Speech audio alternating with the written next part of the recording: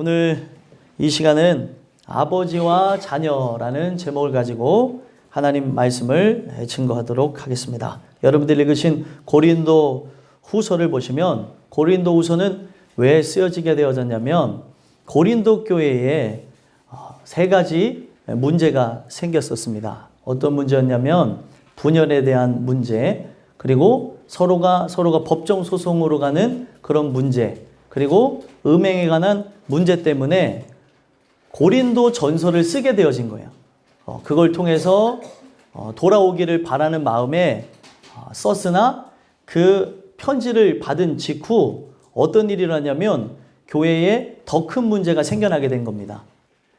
왜 그러냐면 말씀을 듣고 순순히 항복하면 좋겠지만 그 말씀에 반하는 세력이 분명히 그 안에서도 존재했었다는 겁니다. 그래서 그것 때문에 반발심이 일어난 그 이야기를 들었던 사도 바울이 원래 고린도 전서 16장에 보게 되면은 방문 계획을 거기다가 기술해 놨는데 그 방문 계획을 변경해서 미리 가게 되어진 거예요. 근데 미리 가게 되어졌더니 그것 때문에 그들이 거짓 사도다라고 하는 또 누명을 씌우게 됩니다. 왜 그러냐면 말한 거를 지키지 않았다는 걸 가지고 문제로 휘말리게 한 거예요.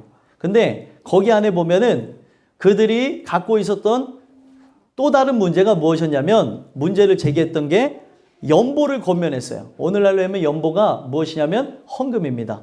헌금을 강조한 이유가 고린도 교회는 굉장히 부자 교회였어요. 그래서 부자 교회여서 어려움이 많았던 예루살렘 교회를 돕기 위해서 헌금을 자원해서 하라고 했더니 아무래도 그것이 여기에서는 나오진 않았지만 어떻게 보면 불씨를 던지는 문제가 되지 않았을까 그런 생각을 가져봅니다. 그래서 그 연보를 권면하라 그랬더니 그것도 싫었는데 또 약속 시간보다 먼저 오는 그 모습 때문에 거짓 사도로 몰게 되어진 거예요.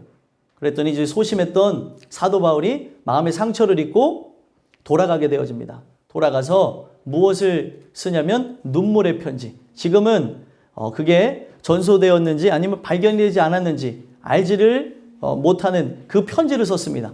강력한 그 책망과 그리고 자신의 그런 상황을 대변하는 그 호소하는 내용을 그들에게 전했어요. 그랬더니 교회 안에서 그 거짓 교사에 의해서 분열이 일어났거든요. 사도권을 의심하는 자들에 의해서 교회가 쪼개지고 갈라지는 상황에 이르렀었는데 그 눈물의 편지로 인해서 그들이 회복되게 되어졌다는 사실을 나중에 그 편지를 전달해줬던 디도를 통해서 다시 듣게 되어지는 거예요. 그래서 그 듣게 되어진 상태에서 쓴 것이 여러분들이 오늘 읽은 고린도 후서입니다. 지금 그 고린도 교회는 아직도 어떤 상황이냐면 대다수의 사람들, 그 분쟁에 휘말렸던 사람들은 그 눈물의 편지로 해서 돌아왔지만 주동자들이 아직 회심하지 않은 상태에서 바로 이 고린도 후서가 쓰여졌다는 거예요. 그래서 고린도 후서는 바로 뭐에 대해서 이야기를 하고 있냐면 바로 자신의 사도의 그 정체성에 대해서 그들에게 어필하고 있고 그리고 원래 고린도전서 마지막에 그들에게 연보를 권면했던 그 연보의 이야기와 그리고 자기가 사도권을 받았다는 그 부분에 대해서 강력하게 주장하는 내용으로 되어졌다는 거예요. 그래서 여러분들과 제가 읽은 이 본문 6장의 내용은 특별히 새 언약의 일꾼에 대한 그 사역 자세에 대해서 이야기를 하는데 이 내용을 통해서 우리가 재밌게 또 혹은 또 심도 있게 봐야 되는 이유가 무엇이냐면 이거는 바울에게 처한 상황을 통해서 오늘날 여러분들과 저에게까지 듣게 하시기 위해서 일어났던 일이라는 거예요. 고린도 교회에게만 필요했던 것이 아니라 오늘날 이 자리에서 예배를 드린 여러분들까지도 시공간을 초월한 하나님이 계산하셔서 그에게 그와 같은 일을 경험케 하셔서 듣게 하셨다는 겁니다. 그러면 오늘 여러분들이 이거를 들어야 사는 것이고 여러분들이 듣고 하나님 주시는 은혜 가운데 믿음을 얻으셔야 이 세상이 감당하지 못하는 그 믿음을 갖고 승리하게 되어진다는 거예요.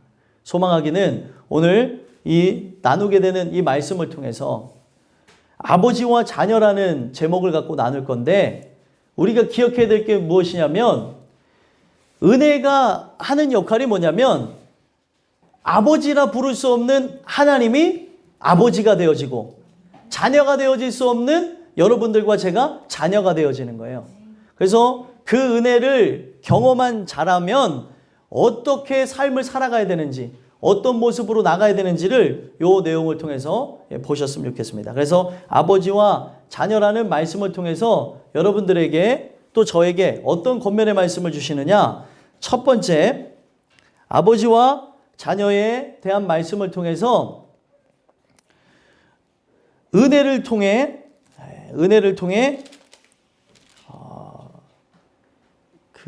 갑자기 제가 기억이 안 나네요. 예, 은혜를 통해 정체성. 예. 은혜를 통해 그 정체성에 대해서 확립하기를 원하신다는 거예요. 정체성을 확립하는 게 왜 중요하냐면 우리 모든 이들이 인생을 살아가면서 자기가 어떤 존재인지를 명확하게 알아야 그것에 의해서 말과 행동을 하며 살아간다는 거죠. 그래서 우리 인간이라고 하면은 성인으로 넘어가는 그 과정 속에 청소년기를 맞닥뜨리죠. 청소년기를 맞닥뜨리면서 어느 누구나 할 것 없이 질풍노도의 시기를 지나며 자아에 대해서 생각하는 거예요. 나는 도대체 누군가? 나는 어디서 왔으며 어디로 가는가? 이런 물음들을 갖게 되어진다는 겁니다. 근데 이런 이야기가 사실상 옛날에 이야기를 했을 때는 하나도 이상하지 않은 이야기였는데 문제는 뭐냐면 이제는 이런 것에 대해서 얘기하면은 이상한 시대가 되어졌다는 거예요.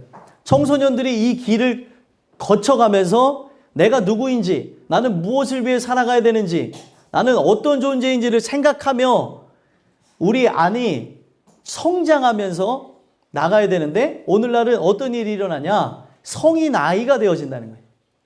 어른이 되었는데도 불구하고 거쳐야 될 과정을 거치지 않으면서 아이와 같은 모습으로 살아간다는 거예요. 다 각자의 취미와 자기의 그런 즐거움을 따라서 살아가는 모습들이 팽배하다는 겁니다. 오늘 여러분들과 제가 이 말씀을 통해서 봐야 되는 게 뭐냐면 하나님께서 믿는 자라고 하면은 그리스도인이라고 한다면 반드시 우리 안에 어떤 존재인지라고 하는 물음과 또 그 답변을 갖고 있는 정체성이 여러분들과 저에게 있어야 된다는 거예요. 그런데 지금 고린도 교회 상황이 어떻게 해요? 정체성을 잃어버린 거예요. 자기가 성도인지 아니면은 성도가 아닌지 그리스도인인지 비그리스도인인지를 잊어버린 채 상황의 그 모든 부분에서 속게 되어지고 환경의 노예가 되어지고 형편의 노예가 되어지고 처지에 비관하며 나가는 모습들이 있었다는 거예요. 오늘 여러분들과 저도 마찬가지입니다. 이 사도 바울이 자신의 그 사도권을 변호하면서 자기가 바로 직책을 수행하는 자로서의 그 정체성을 갖고 나가는 것을 그들에게 알렸던 것처럼 여러분들과 제가 은혜가 있는 자라고 하면은 분명히 정체성이 확립이 되어져야 된다는 거예요. 뭐를 통해서요? 은혜를 통해서.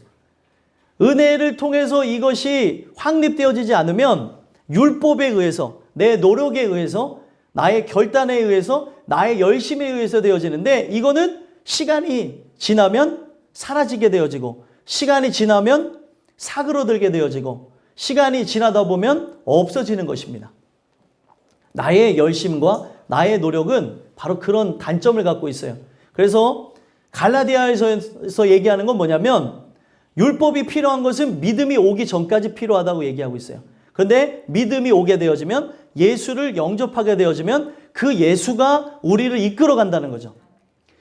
그러면은 우리의 생각도 우리의 마음도 우리의 삶의 가치도 다 변화가 되어진다는 거예요. 정체성을 내가 가져야지라고 하는 것이 아니라 그 은혜에 의해서 정체성이 확립이 되어진다는 거예요. 나는 바로 하나님의 성도다. 나는 하나님의 백성이다. 나는 그분의 자녀다. 바로 나는 그리스도인이다. 라고 하는 정체성이 그들 안에 생겨난다는 겁니다.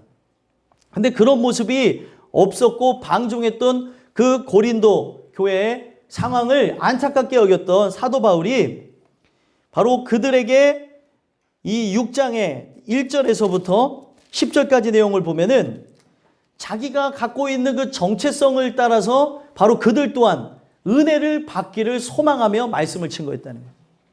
그 은혜에 의해서 어떤 일이 일어나기를 바라는 거예요? 자기가 정체성에 대해서 확립하게 되어졌던 것처럼 그들 또한 그리스도인으로서, 성도로서, 백성으로서, 자녀로서의 정체성을 확립하기를 원했다는 거예요. 여러분들에게 질문을 드리는데, 여러분들은 하나님이 아버지가 맞습니까? 그러면 그분이 아버지면 여러분들은 무엇이어야죠? 자녀겠죠. 우리는 또 그분의 백성이겠죠. 그리고 우리는 예수를 의지하는 그리스도인이겠죠. 그러면 나타나야 될 정체성이 있다는 거예요. 안으로, 바깥으로, 또 우리가 소유하고 있는 곳으로 나타나야 되는데 여러분들은 어떤 모습이냐는 거예요. 그냥 간단하게 기본적으로 생각했을 때 여러분들이 정체성이 확립이 된 것 같습니까? 이거를 내가 개념을 잡는 게 아니라 거듭난다고 얘기해요. 다시 태어난다. 왜 다시 태어나는 거를 얘기를 했냐면 사람이 변한 거를 보면은 저 사람 변했네? 저 사람 마치 새로운 사람이 된 것 같아 라고 하는 그 표현 속에 뭐가 있냐면 안 하던 행동과 안 하던 말을 하기 시작한다는 거예요. 이거는요, 사람이 어떤 큰 일을 겪으면서도 변화가 일어나는데 도덕과 윤리적인 측면이 충분히 변화되어지는 부분은 있을 수 있으나 영혼이 변화되는 것은 하나님의 은혜만이 변화되게 해 주신다는 거예요. 그러면 그 은혜를 우리가 입었느냐라는 걸 봐야 되는 거죠. 그 은혜를 받았느냐? 그 은혜가 우리에게 왔다면 반드시 우리는 이전의 정체성은 버리게 되는 거예요. 썩어질 것을 버리고 옛 것을 버리고 새 사람이 되어졌다는 거예요. 고린도후서 5장에서 사도 바울이 17절에 고백했던 대로 그런즉 누구든지 그리스도 안에 있으면 새로운 피조물이라. 이전 것은 지나갔으니 보라 새 것이 되었도다. 그러면서 18절에 뭐라고 얘기합니까? 모든 것이 하나님께로서 났으며. 하나님께로서 났다는 거예요. 그러면 여러분들이 하나님의 은혜를 왜 갈망해야 되냐면 그 은혜만이 나를 새롭게 태어나게 해서 이전과 다른 정체성으로 살아가게 한다는 거예요. 예전에는 나의 영광을 위해 살았다면 이제는 어떻게 해요? 하나님의 영광을 위해서 살아가는 그 정체성의 변화가 온다는 겁니다. 근데 그런 모습이 없는 그들에게 지금 권면하는 내용이 1절 한번 읽어볼까요? 처음 어떻게 서두르려는지 한번 읽어보겠습니다. 시작. 우리가 하나님과 함께 일하는 자로서 너희를 권하노니 하나님의 은혜를 헛되이 받지 말라. 아멘. 지금 이 6장의 내용이 그냥 나온 게 아니라 5장이 연결되어져서 온 거예요. 화목의 직책을 받은 자기가 사도로서 그들에게 권한다는 거예요.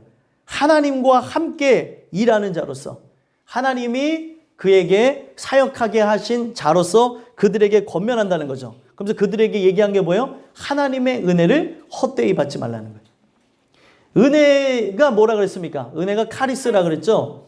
그거를 받은 거를 카리스마가 있다고 제가 말씀드렸죠. 그러면은 그 하나님의 은혜에 반대되는 게 헛되다라는 그런 뜻인데 이게 뭐냐면 케노스라고 합니다. 카리스 케노스. 언어 유희를 한 거예요. 카리스 케노스. 쉽죠? 카리스 케노스. 그러니까 은혜에 반대되는 헛된 것, 무가치한 것. 오늘날 우리가 하나님의 은혜, 하나님의 그 은혜를 선물로 받은 자라면 이걸 헛되이 여길 수가 없다는 거예요. 그런데 이들이 마치 헛되이 여기는 것처럼 어떤 사람의 그 토픽거리에, 말거리에, 그리고 그 인생의 문제와 상황 속에 휘말린 것을 보면서 헛되이 받지 말라. 이 은혜를 정말 받았느냐라고 그들에게 질문을 던지는 거죠.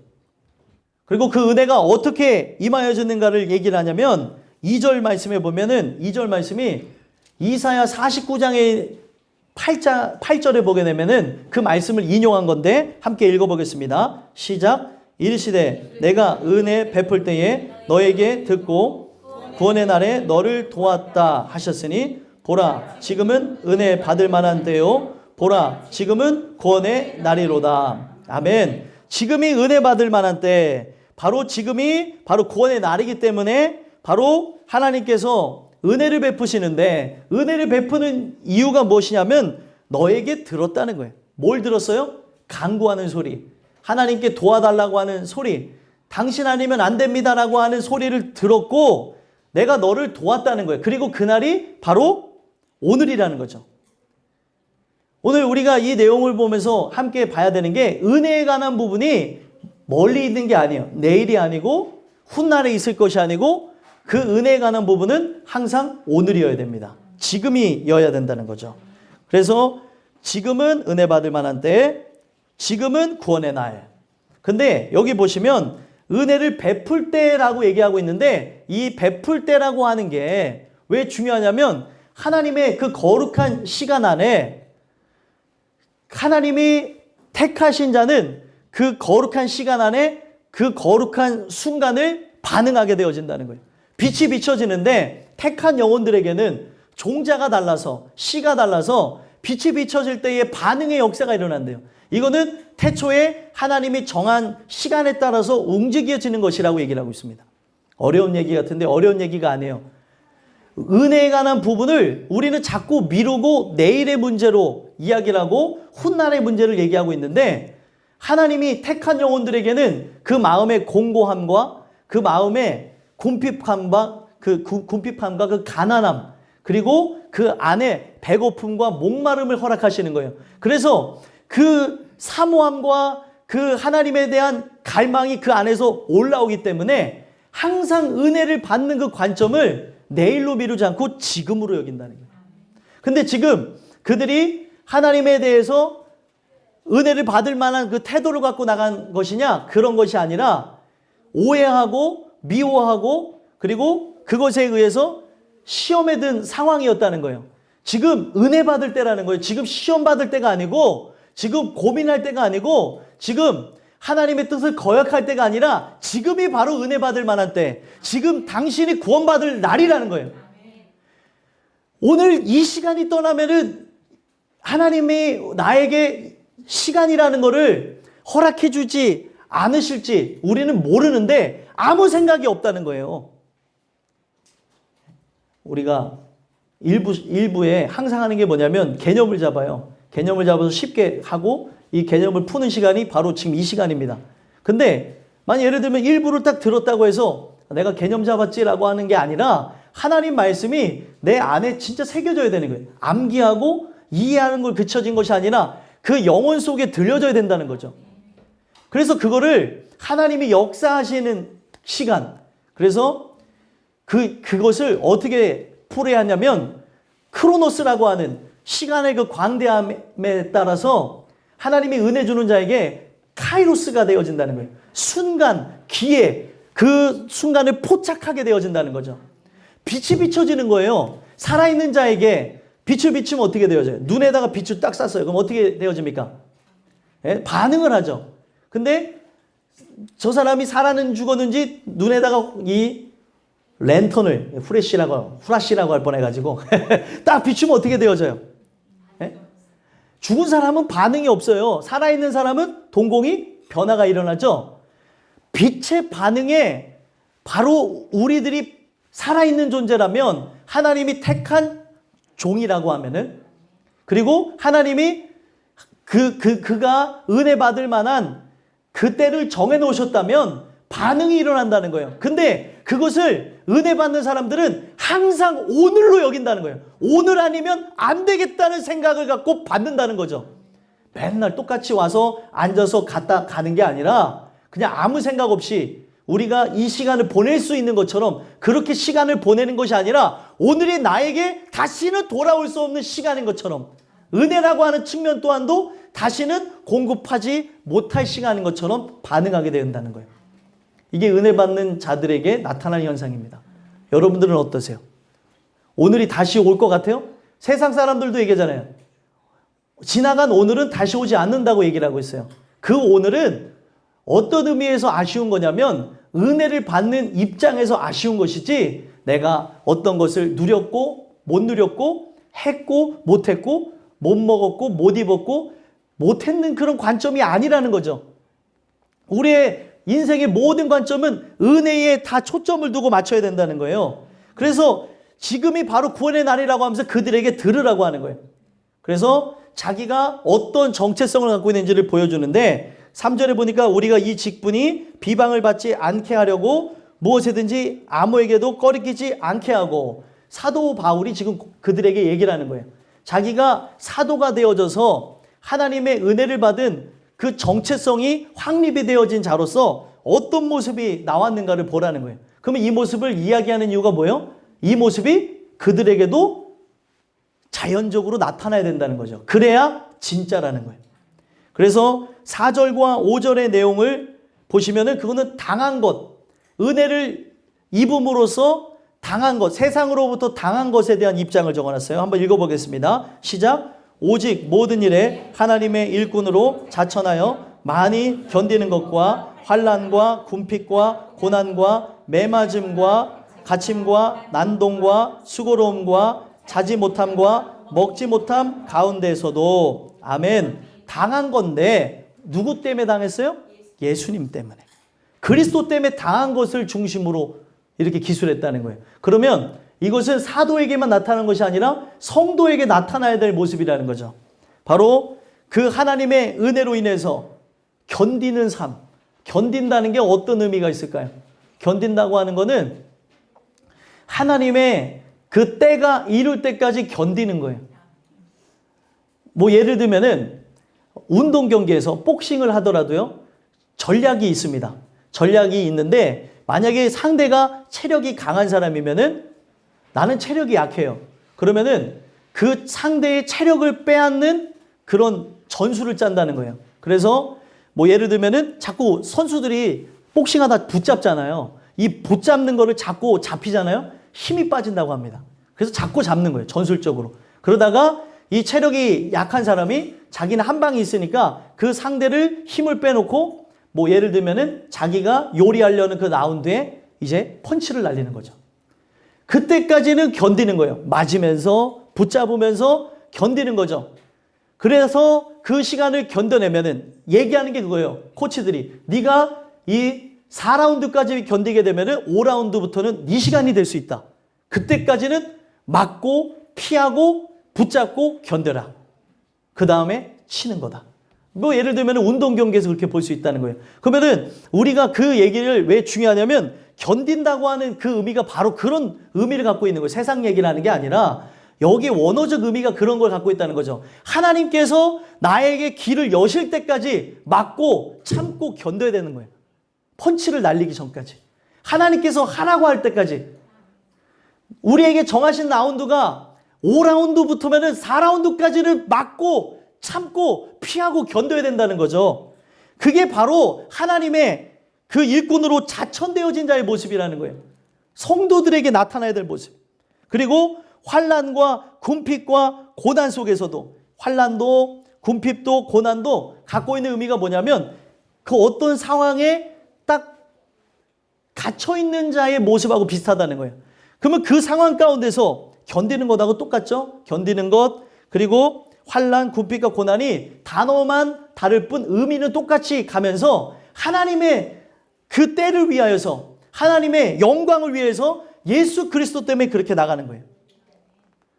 내가 예수를 위해서 증인이 되어줘야 되고 그 예수님께서 나에게 보상하실 날이 있기 때문에 5절에 보면 매도 맞는 거고 갇히기도 하는 거고 난동과 수고로움과 자지 못함과 먹지 못하는 가운데서도 오직 예수 때문에 나간다는 거예요. 자, 이 내용을 보면 뭐를 알 수 있어요? 이 사도 바울의 인생은 하나님의 영광으로 나간다는 것으로 딱 봐도 알 수 있게 되어졌다는 거예요. 정체성이 바뀌어진 거죠. 여러분들과 제가 돈을 왜 벌죠? 여러분들과 제가 왜 먹죠? 왜 마시죠? 왜 잠을 자죠? 왜 혹은 잠을 자지 못하죠? 다 하나님의 영광을 위해서 나가야 되는 것이 은혜를 통해서 바뀌어져야 될 정체성이라는 거예요. 그래서 오늘 우리는 긍휼을 구해야 되는 이유가 하나님이 은혜를 주시지 않으면 이와 같이 살아갈 자가 한 사람도 없다는 거예요. 그래서 은혜를 구해야 되는 거예요. 하나님, 오늘 이 시간 지금 나에게 은혜를 주세요. 그래서 이 은혜를 통해서 내가 세상이 감당하지 못하는 믿음을 갖고 오직 예수님을 위해서 살게 하옵소서. 십자가에 달려 죽으신 예수님께 감사해서 그분을 위해서 살아가는 자가 바뀌어진 자의 모습이라는 거예요. 이게 여러분들과 저에게 있어야 될 정체성의 모습입니다. 또 이어서 보시면 6절, 7절을 보시면 이거는 바깥으로 드러나는 거예요. 소유한 것이기도 하지만 우리가 소유해서 바깥으로 드러나는 겁니다. 그래서 6절은 겉으로 드러나는 것이고 7절은 속 안에 내재되어진 거예요. 그러면 한번 읽어볼까요? 읽어보겠습니다. 시작. 깨끗함과 지식과 오래 참음과 자비함과 성령의 감화와 거짓이 없는 사랑과 진리의 말씀과 하나님의 능력으로 의의 무기를 좌우에 가지고. 아멘. 제일 중요한 건 뭐예요? 하나님 말씀과 하나님의 능력. 하나님의 능력이 상징하는 게 뭐예요? 성령. 바로 그리스도와 성령이 그 안에 내재되어져 있어서 의의 무기가 되어져서 좌우에 밸런스를 맞춘다는 거예요. 우리 안에 밸런스를 맞추니까 6절에 나와져 있는 말씀이 뭐예요? 겉으로 드러나는 일들이 일어나는 거죠.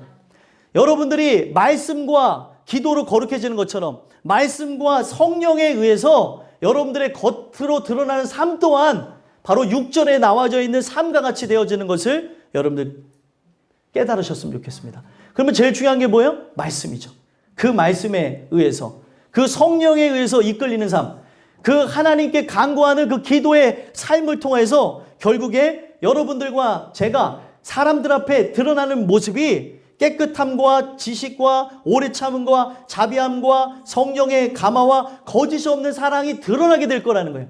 근데 이게 그들에게 드러나게 되어지는데 중요한 거는 뭐예요? 소유했기 때문에 나오는 것이지, 그 안에 말씀이 있기 때문에, 그 안에 성령이 있기 때문에, 바로 거룩한 분이 그 안에 계시기에, 예수님을 영접했기에, 성령의 인도함을 받기에 나오는 것이지 인간에게서 나오는 것이 아니라는 거예요.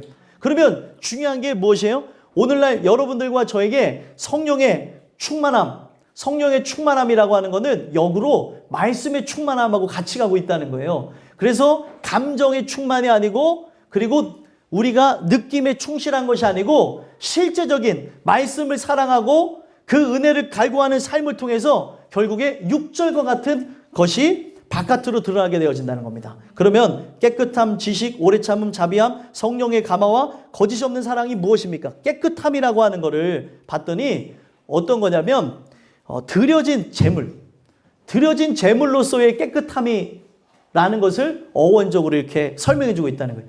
깨끗하다는 게 어떤 의미냐? 바로 로마서에 보게 되면은 바로 하나님 앞에 거룩한 산제물로 드리는 거죠. 흠이 없는 제물로.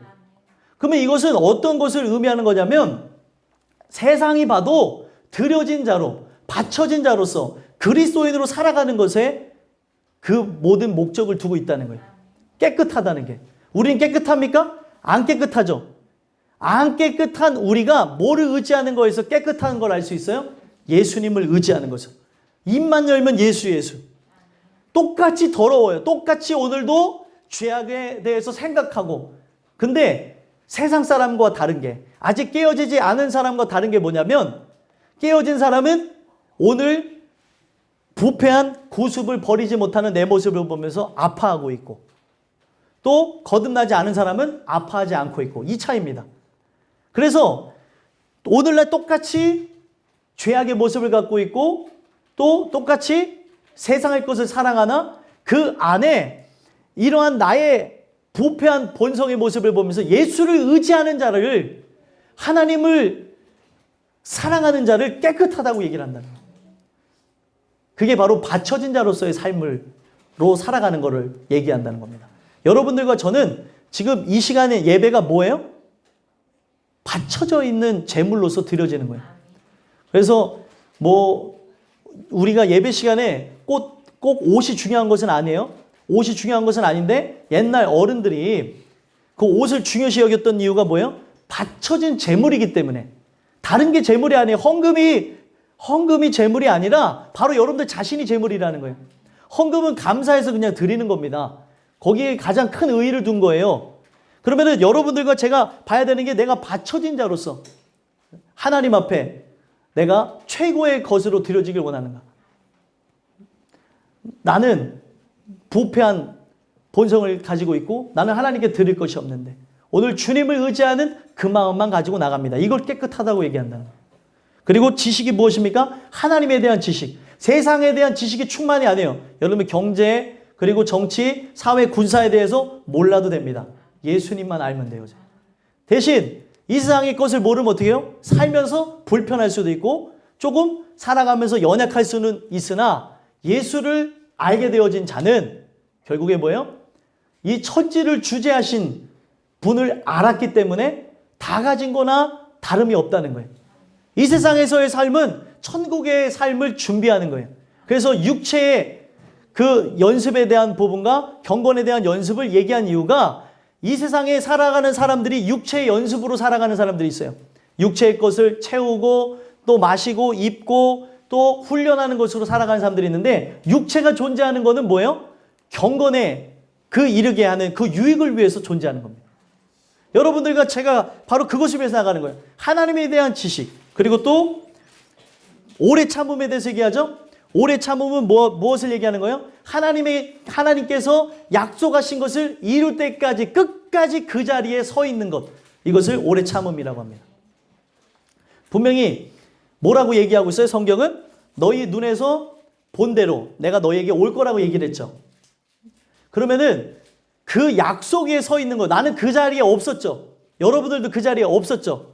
바로 500명의 그 제자들이 보는 가운데서 예수님이 승천해서 하늘에 올라가셨잖아요. 그 자리에 있었던 사람들 계십니까? 없었지만 오늘 이 말씀을 들음으로 내가 그 가운데에 있는 것처럼 믿는 거예요. 그래서 우리는 그 자리에 서 있는 겁니다. 오시는 걸 기다리는 거죠. 그걸 오래 참음이라고 얘기하는 거예요. 약속하시는 걸 기다리는 거예요. 마지막 약속만 남았어요. 어떤 약속이요? 예수님이 다시 오신다.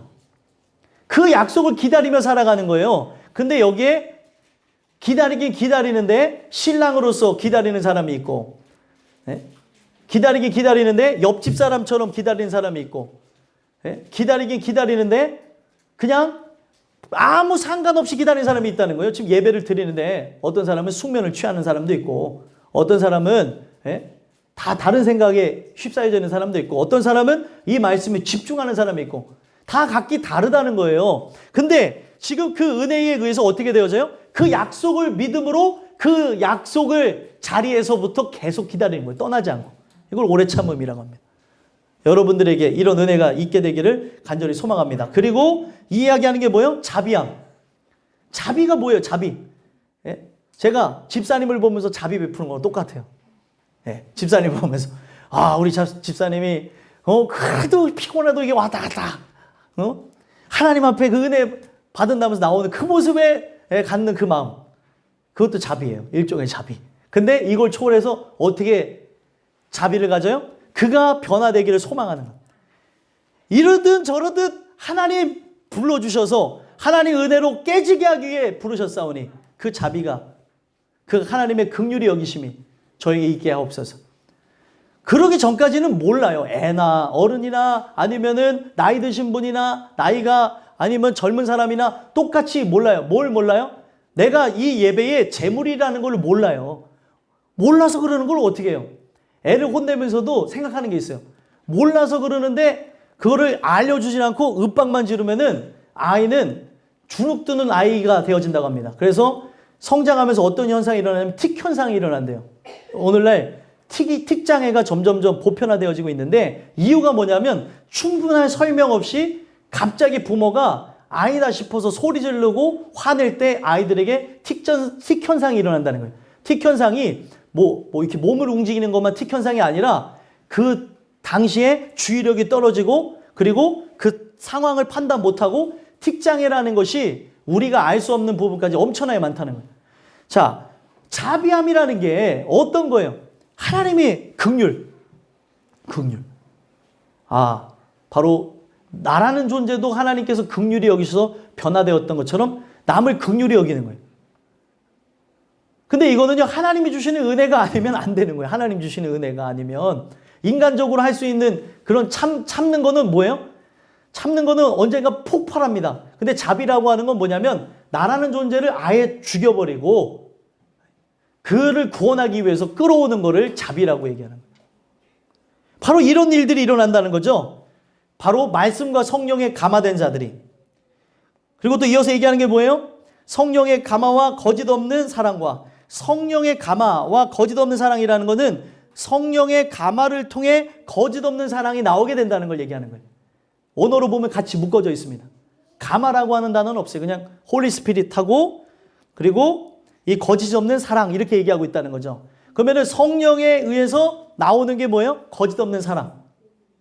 왜 이런 얘기를 했을까요? 거짓 있는 사랑이 있어요? 없어요? 있죠.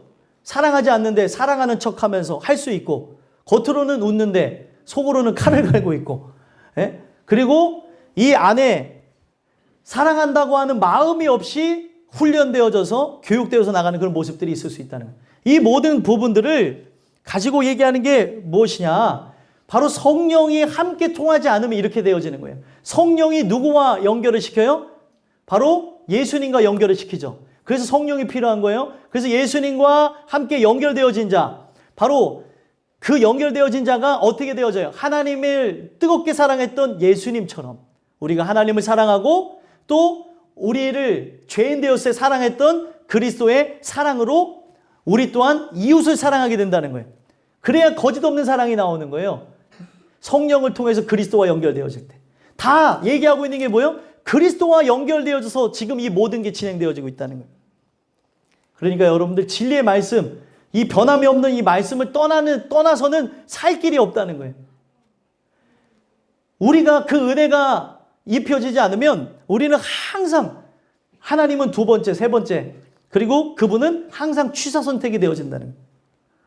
사람보다 중요한 분이 하나님이신데 우리 자꾸 사람이 중요한 줄 착각하고 또 나의 기분과 감정이 중요한 줄 착각하고 나가는데 여러분들과 저는 그 성령에 의해서 하나님의 뜻과 영광을 살아가는 거라는 거예요.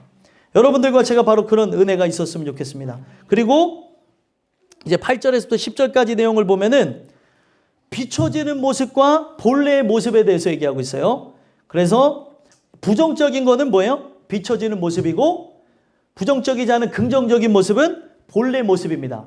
진짜 하나님의 은혜를 받은 정체성이 확립이 되어진 자의 모습이라는 거예요. 함께 읽어보겠습니다. 시작. 영광과 욕됨으로 그러했으며 악한 이름과 아름다운 이름으로 그러했느니라. 우리는 속이는 자 같으나 참되고 무명한 자 같으나 유명한 자요 죽은 자 같으나 보라 우리가 살아있고 징계를 받은 자 같으나 죽임을 당하지 아니하고 근심하는 자 같으나 항상 기뻐하고 가난한 자 같으나 많은 사람을 부유하게 하고 아무것도 없는 자 같으나 모든 것을 가진 자로다. 아멘.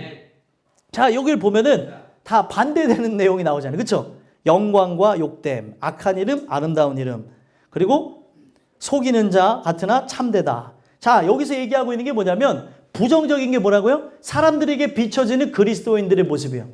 그러나 그 안에 정체성은 뭐예요? 영광이 가득 차 있고 그 안에는 아름다운 이름. 아름다운 이름이 뭐예요? 이 세상에는 없는, 이 세상에서는 진짜 찾아볼 수 없는 이름이죠? 예수라고 하는 이름.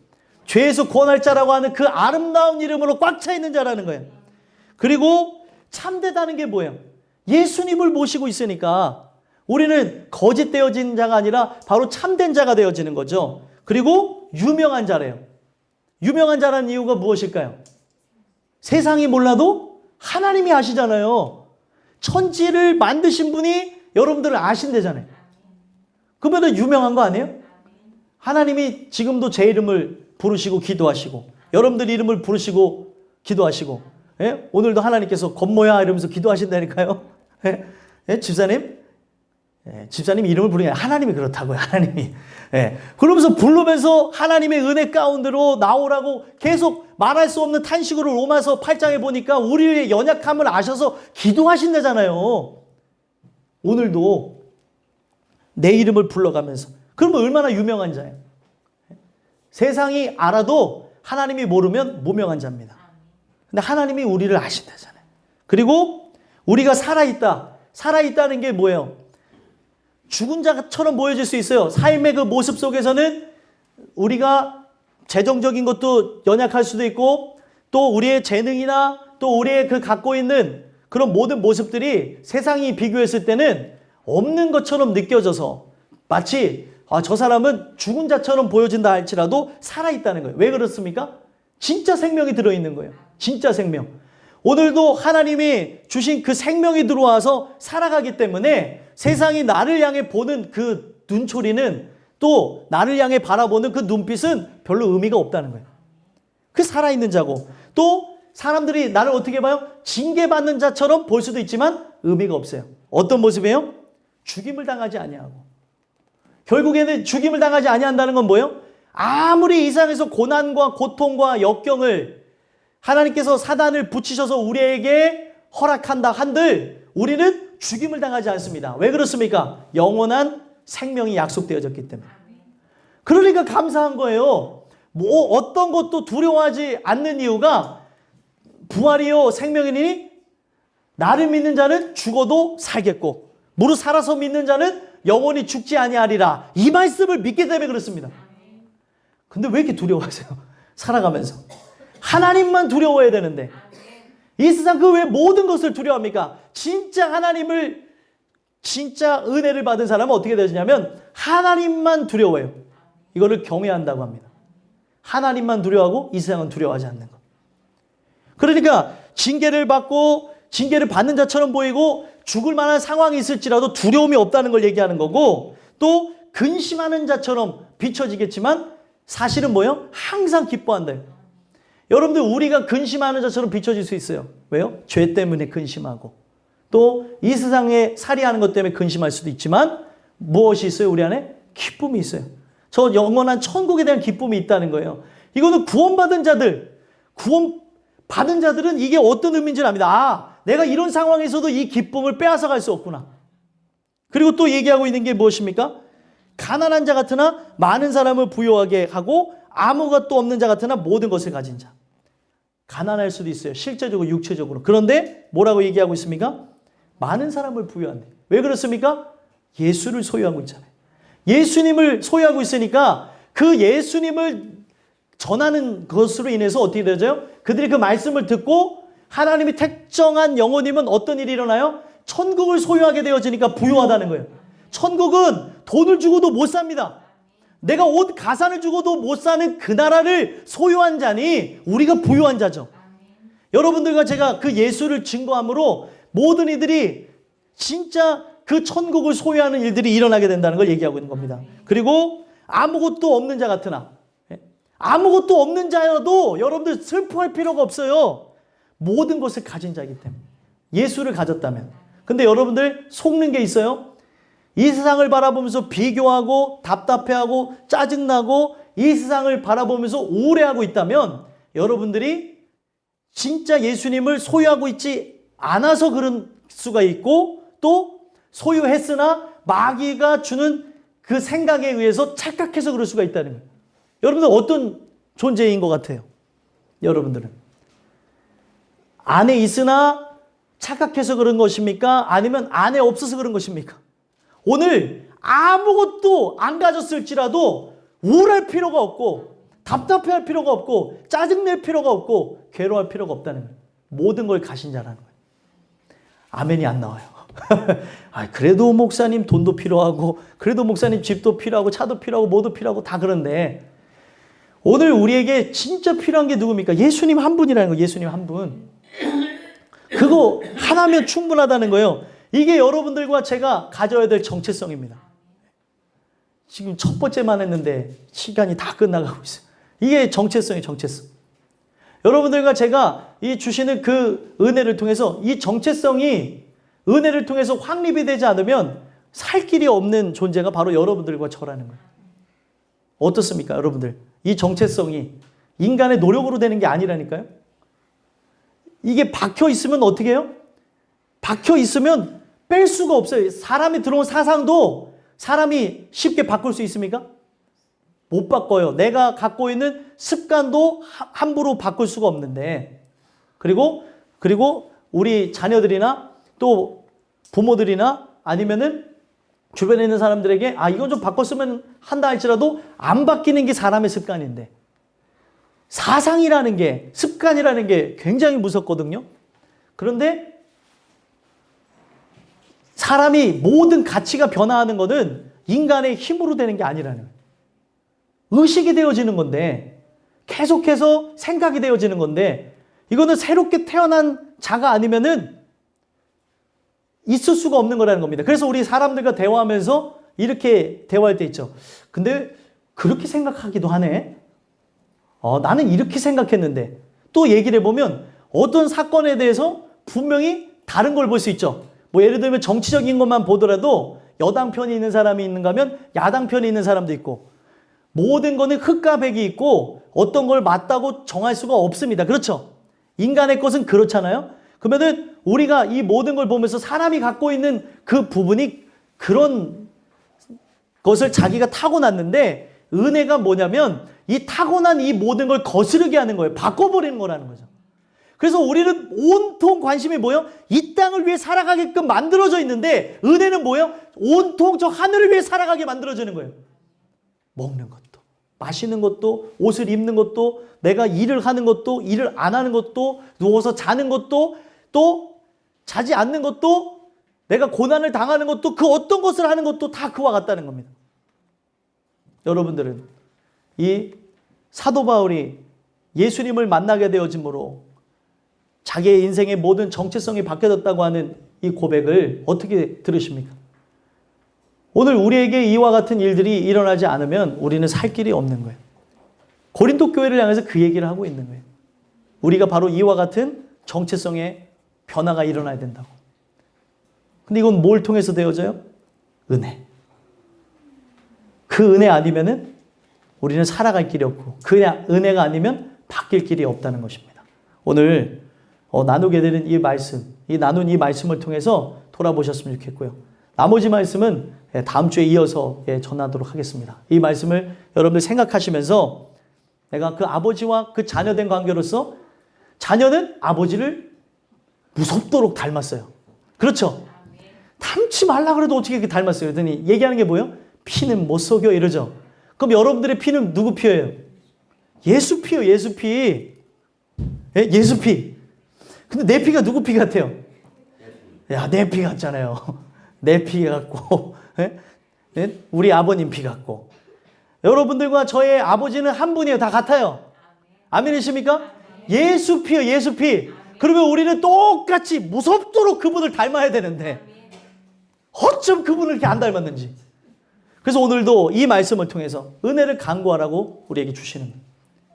이 세상을 향해 살아가는 우리들이 은혜를 향해 살아가도록 이 말씀을 주셨습니다. 여러분들과 제가 그 은혜를 통해서 아버지와 자녀로서, 또 우리의 그 정체성이 은혜를 통해 아름답게 확립되게 되는 역사 있게 되기를 간절히 소망합니다. 기도하겠습니다.